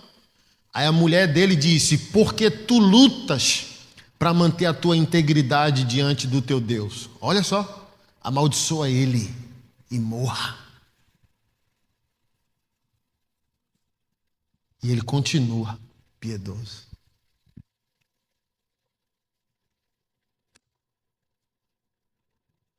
Deus quer fazer coisas grandiosas. Quem são os homens que ele pode usar? Antes de Deus ter uma ideia, ele precisa encontrar a pessoa certa, que ele vai usar para executar. José e Maria não poderia ser o Anderson e a Keila. Entende? Mas para outra ideia de Deus pode ser o Anderson e a Keila. Pode ser você. Porque para cada um que Deus chama, Deus conta com a construção de uma estrutura, que a pessoa aguenta o que Deus é capaz de fazer. As pessoas dizem que eu sou corajoso. Eu não acho. Eu não acho. Eu não tenho uma autopercepção de mim. Só faço o que eu acho que tem que fazer. E está de acordo, ó, assim, ó, Deus é tão perfeito e soberano que está de acordo com o meu nome. Olha que coisa interessante, irmão. Se você pesquisar o que significa a palavra Anderson, você cairia dessa cadeira.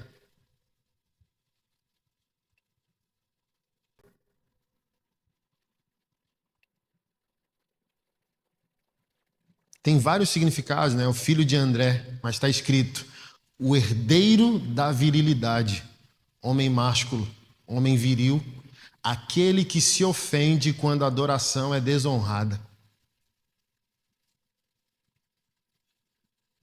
Então Deus tem uma ideia: realinhar pastores. Aí ele tem uma ideia e levanta a pessoa certa. Quem? Eu. Porque assim, ó, 9 pastores chega para um pastor desviado e diz: amado, querido, vamos orar de novo. Aí Deus soberanamente me chamou para quê? Bora, vagabundo. Por isso tem que ser todo tatuado, ter a cara feia, ser fã de Metallica e a barba desse tamanho. Por quê?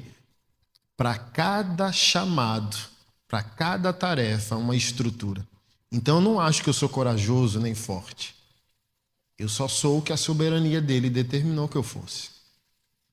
Então tudo que há na minha vida hoje é uma configuração para o tempo que a gente está vivendo. Um pastor sem cara de pastor assustando pastores com cara de pastor.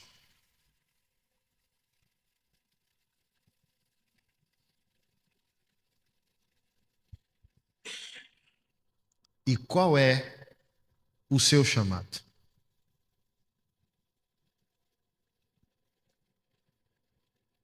Qual é a ideia que Deus quer frutificar na sua vida?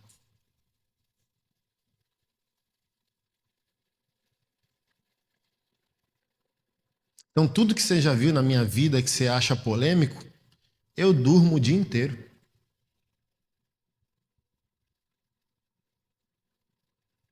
Ah, pastor pedófilo, ameaça, processo.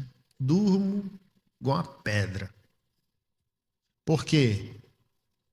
Há uma estrutura que é dada misteriosamente por Deus para você aguentar o que você pode. Jó tinha uma estrutura para aguentar a esposa, a morte dos 7 filhos, a perda do patrimônio.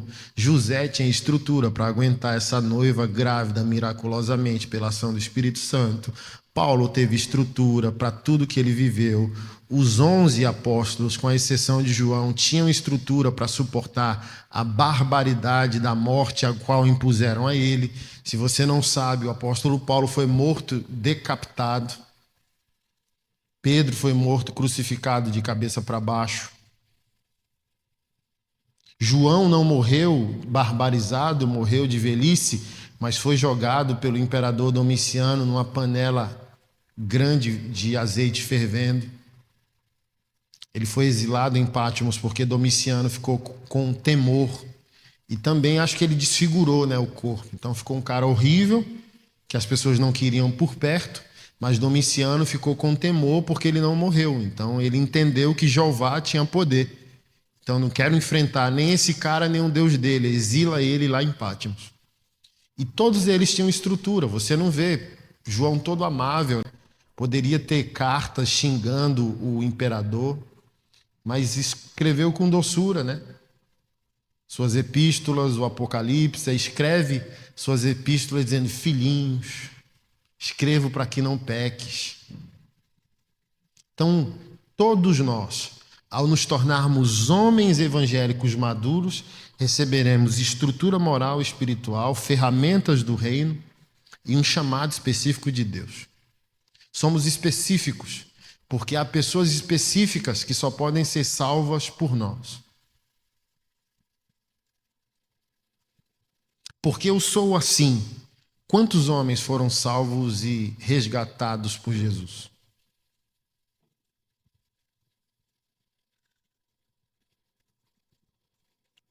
Muitos homens. Assim como haverá muitos homens resgatados pela doçura e o tom de voz de um David Leonardo. Sabe? Cada um no seu quadrado. Mas quantos caras, casca grossa, voltaram para a igreja porque falou: é possível ser de Jesus e casca grossa, né? Lá mesmo, do lado da nossa igreja, o cara falou: que barulho infernal. Vou reclamar dessa igreja. É um pastor diferente, curte rock and roll. Aí, na hora, o marido: hã? Aí desceu. Quando entrou lá, falou: caramba, velho. Ficou. Porque era um cara jiu-jiteiro, tatuado, fã de Metallica. Tipo, meu Deus, é possível? Então, cada um de nós, cara, tem uma estrutura e um chamado específico de Deus. E se a gente não levantar, a gente atrasa o plano, sabe? Atrasa a logística.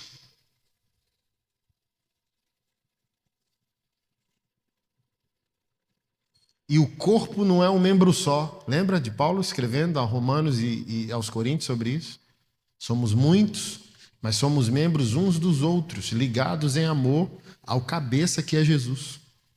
Então tem muita gente esperando por nós, cara.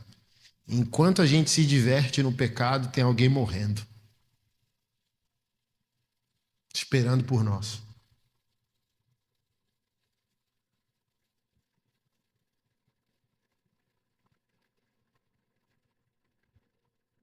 Porque onde houver pecado, não haverá salvação. Os heróis ou os heróis em potencial, tudo entubado. As marcas. Você entra na igreja, só leito, leito, leito, leito, leito, leito, leito, leito, leito, leito. E as pessoas: cuide de mim, me salve. E ninguém dizendo como Isaías: eis-me aqui, envia-me a mim. Porque pacientes não podem ser enviados.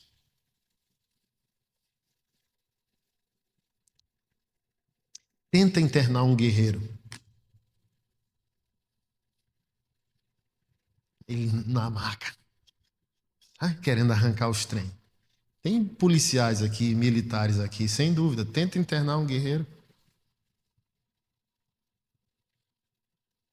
Que o cara tem mentalidade de quê? De combate, não de vítima.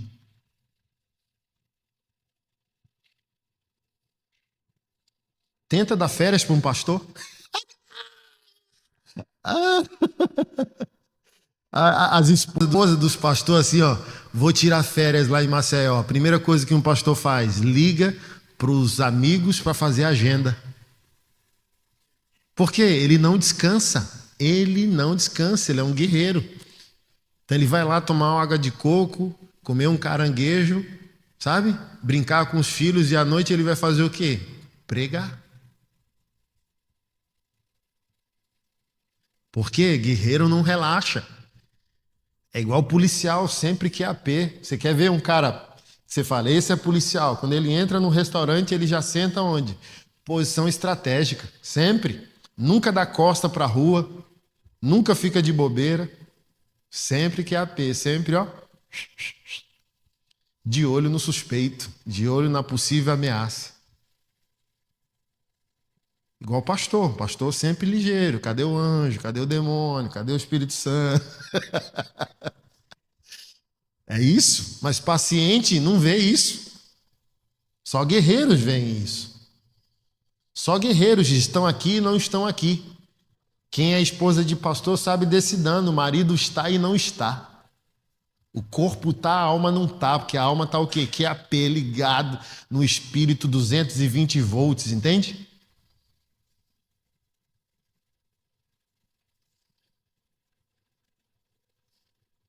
E é isso que salva homens como Davi. Espírito QAP. Alerta, estou pronto, sabe? Estou acessível, estou disponível. Então, se você ama Deus, não permita que enquanto você tem prazer no pecado, alguém morra. Tem pessoas clamando por Deus e Deus não tem corpo que não seja o seu. Ele é espírito, está invisível ainda aos olhos nus. A única maneira de Deus resolver problemas nesse mundo é usando você. Não permita que Deus seja uma interrogação, uma mudez no mundo. Deus está mudo. Que ele não pode. A oração é feita, Deus responde, mas ela só pode ser concretizada fisicamente. Uma criança clama a Deus. Vou te dar um exemplo. Cadê o Beza?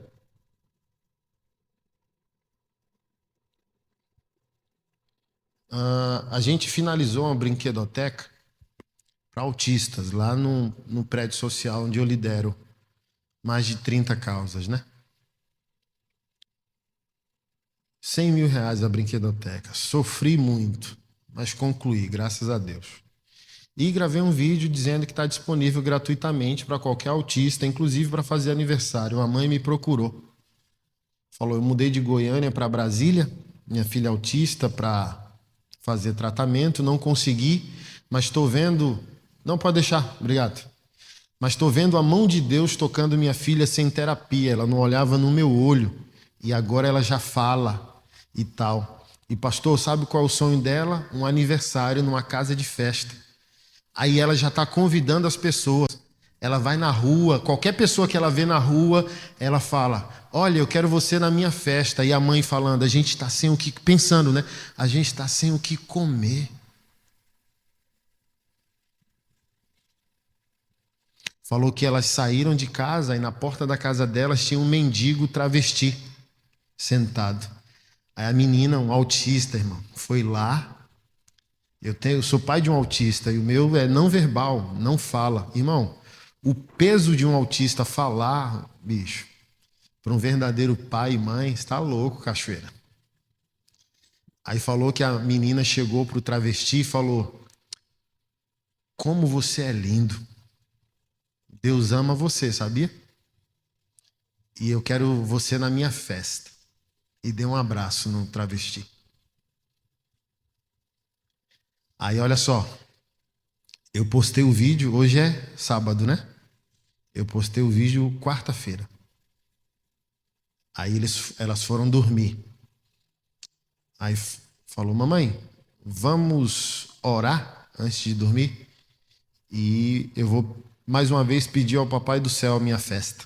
E a mãe sofrendo, que falou, não temos condições nenhuma. Falou que ela orou. Papai do Céu, obrigado pela a festa que o Senhor vai fazer para mim. E o sonho dela é fazer uma festa temática de unicórnio. Botou na cabeça unicórnio. Aí eu posto no outro dia, a mãe dela comenta. Ai, pastor, muito obrigado por ser sensível à comunidade. O sonho da minha filha, um lugar como esse. Toda vez que ela passa e vê, fala, ó, mamãe, é um lugar assim que eu queria a minha festa. E a brinquedoteca que a gente montou, muito legal, né? Uma estrutura bacana.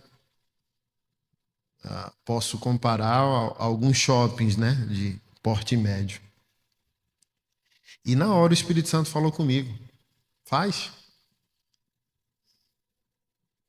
Vamos fazer. Aí a mãe ficou louca, né? Porque, como assim? Minha filha... Aí ela falou isso, minha filha orou ontem à noite. E por que eu tenho que ser ligeiro na resposta? Porque Deus não pode responder sem usar alguém. A menina vai ficar orando até Jesus voltar. Entendeu? Jesus não vai fazer essa festa. Eu sou Jesus em movimento. Eu sou a carne de Jesus. Eu sou o corpo de Jesus. O dinheiro de Jesus está no meu bolso. O dinheiro de Jesus está na minha conta. O abraço de Jesus está no meu abraço. Os passos de Jesus estão em meus passos. As palavras de Jesus estão na minha boca.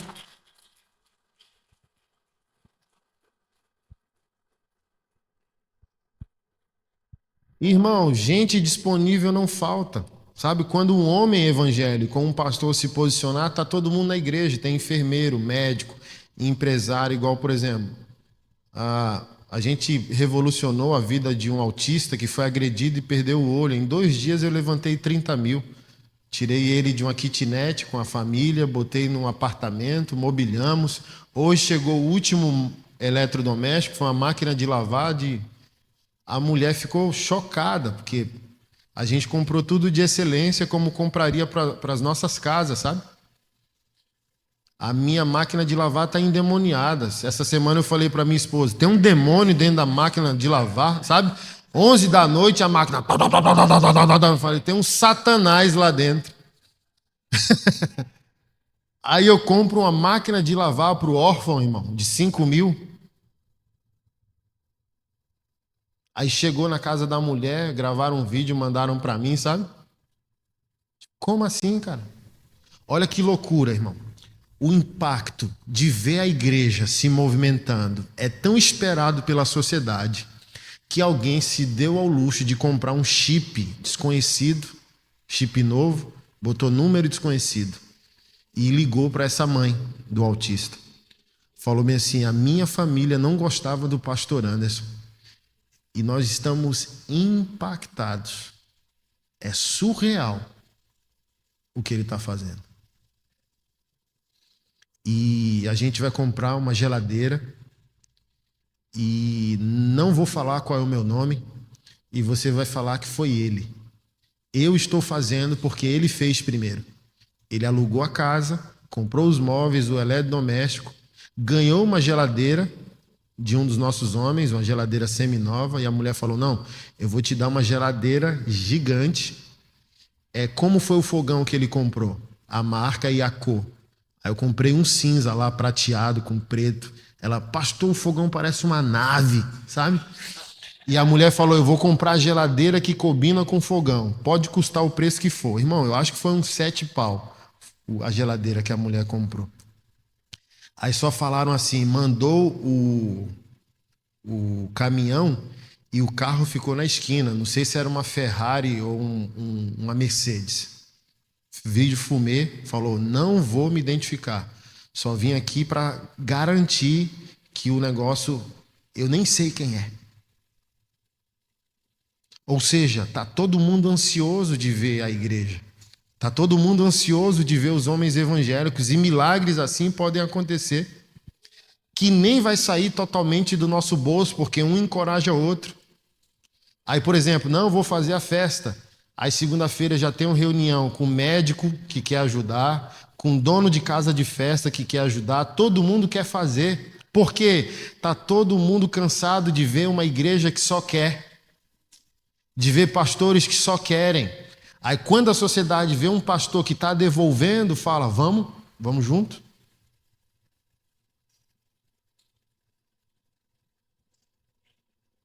E isso é tirar a lama do nosso nome, entende?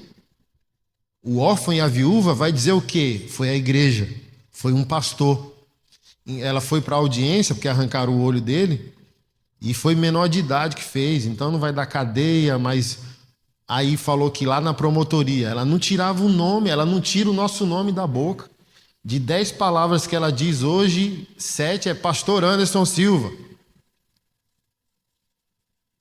Ela falou, Beza lembrou ali, ela falou, eu vou tatuar o teu nome, pastor. Não, ligaram para ela, um deputado ligou para ela, que prometeu e não fez. Ela falou bem assim, ó, um pastor, não me prometeu e fez, não me ligue mais. Mas mulher, tu falou na live que vai tatuar o nome de um pastor. Ela falou, meu amigo, já está tatuado no meu coração. O cara devolveu o sorriso às minhas crianças. Eu vou tatuar mesmo. Não, quando chegou o videogame. Tem um videogame, olha só, irmão. Chegou um cara e falou, pastor, comprei um videogame, só usei 4 vezes, estou mandando aí. Até videogame que não estava na rota entrou, os meninos ficou louco, que ela teve um ex-marido que batia nela e o cara saiu de casa e roubou o videogame dos filhos. Até isso, irmão, assim, ó, o capricho de Deus, sabe? Mas se você perguntar para mim o que saiu do bolso de pastor Anderson, não saiu muita coisa. Porque quando um homem vai, todos vêm. E o que é mais interessante? Me chame de polêmico. Quem não concorda ou não gosta de mim. Mas isso é credibilidade. Me chame de polêmico. Credibilidade eu tenho. Porque as pessoas entendem, até agora ele não traiu Jesus. Isso é importante para quem está decepcionado. Isso é importante para quem não confia mais na classe pastoral. Isso é importante para quem não confia mais na igreja. Um cara lá comentou, cobra muito, mas faz. Eu tenho que me calar.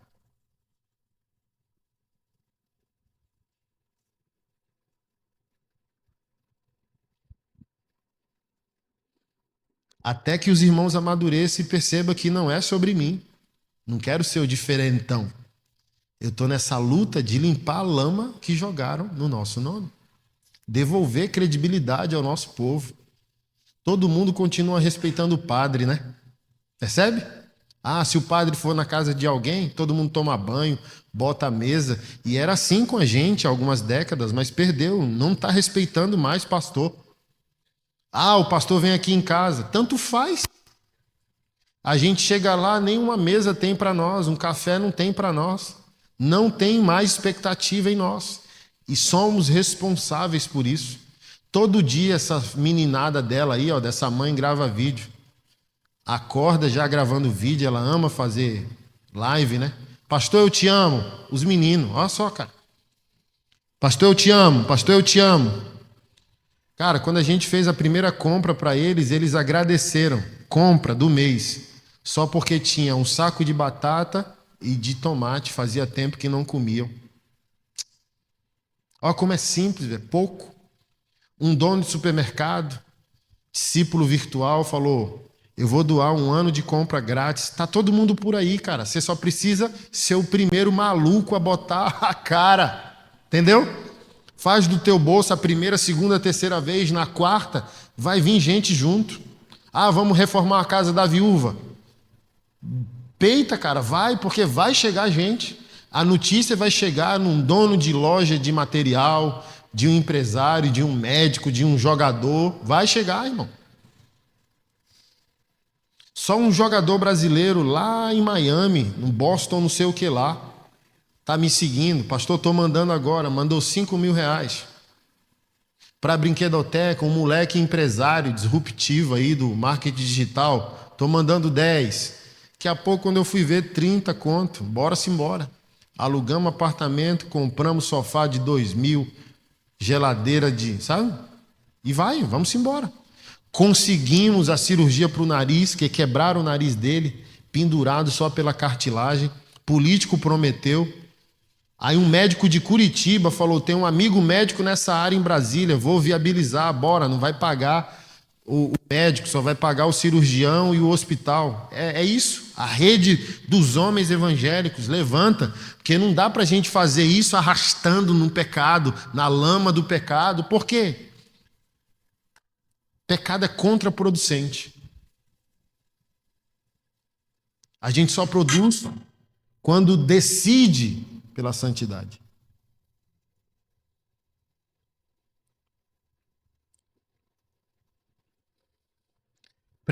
Pecado é derrota. Santidade é vitória. Santidade é inteligência. Se você decide pelo pecado, você é burro. Porque inteligência é você acordar sem ter que pedir perdão a ninguém. Santidade é qualidade de vida. Se você está no pecado, tem que escolher uma nova mentira para cobrir a mentira que você contou no dia anterior. Você tem que viver fugindo de Deus, do inferno, do outro, da esposa, do trabalho. Coleção de máscaras. É burrice. Quer qualidade de vida? Acordar e dizer, um cafezinho quentinho. E não ter que pedir perdão. Fala aí. Luxo. Ser crente é luxo. Mas não, a gente acorda com a próxima mentira para eu encobrir o lastro do que eu estou fazendo.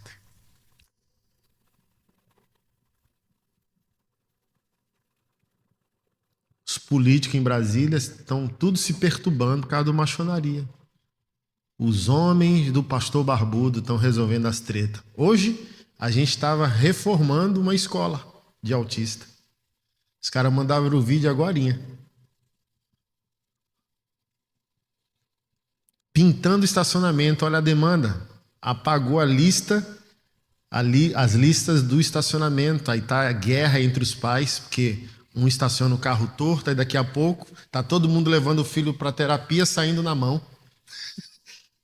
Do estacionamento. Aí eu fui lá dizendo, qual o problema da escola? Estacionamento. Precisa pintar. Vamos embora. Orçou o material quanto? 1.700. Bora-se embora.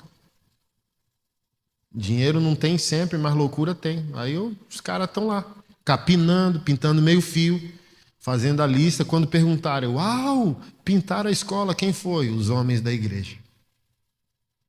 O pastor tatuado. Aí eu não recebo a glória, mando para Jesus. Eles honram a gente honra Jesus. Ela tatua meu nome, eu tatuo o nome de Jesus. Ela quer me homenagear, eu homenageei Jesus. É isso, irmão. Levante do chão. Transforme a esposa do outro na sua esposa. Transforme sua dor em seu testemunho. Transforme a vergonha em uma nova jornada. Você é o único responsável. Não se vitimize. Foi homem para pecar? Fui, pastor. Seja homem para se arrepender e cause um impacto na vida dos seus espectadores. Alguma coisa aconteceu com esse bexiguento. O que foi? Aí você fala, Jesus, a igreja, o evangelho, a palavra de Deus. Levante, irmão. Não fique se arrastando igual um verme. Você não foi criado por Deus para ser um verme. Você honre seu nome. Sabe qual é o seu nome? Filho de Deus. Honre seu nome. Pague seus boletos. Limpe seu nome. Filho de Deus é o seu nome. Então, sai da lama e lembre-se, o mundo te quer assim. Você também. Mas filho de Deus anda assim,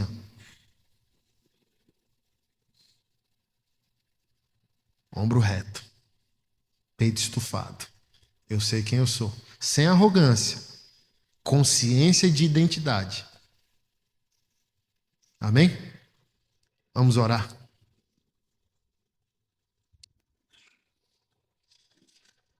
Amanhã pela manhã, às 9 horas, pastor, culto da família. Senhor, te agradecemos por esses 2 dias. Te agradecemos pelo dia de amanhã, onde o Senhor continuará falando nos nossos corações. Te agradecemos pela tua santa palavra. Te agradecemos pelo teu Filho crucificado em nosso favor. Seu sangue perfeito, seu sacrifício perfeito nos chama para uma nova vida. E é baseado no poder desse nome, desse sangue, que eu oro pelos meus irmãos. Peço ao Senhor um novo tempo na vida de cada um de nós. Marque, Senhor, conosco encontros inesperados, onde seremos visitados e tocados pelo Teu Santo Espírito, onde teremos revelação e amor pela Tua palavra. Comece um novo tempo dentro de nós, tempo de responsabilidade diante dos erros e pecados que cometemos, tempo de nos comprometermos com a construção de um novo testemunho, serviço à igreja, serviço à comunidade, serviço ao país, uma vida reta, íntegra, santa, comprometida com as Escrituras Sagradas, comprometidas com a santidade cristã, comprometidos com a igreja local, comprometidos com a ética de trabalho, comprometidos com um novo tempo em nossas vidas. Surpreenda cada um dos meus irmãos que estiveram aqui ontem, que estão aqui hoje. Em nome de Jesus, novos homens para a glória do Teu nome. Os pastores que estiveram aqui, que estão aqui, que o Senhor eleve cada um deles a um novo nível de comprometimento com a Tua casa e com o Teu reino. É a minha oração em nome de Jesus, o meu Senhor. Amém.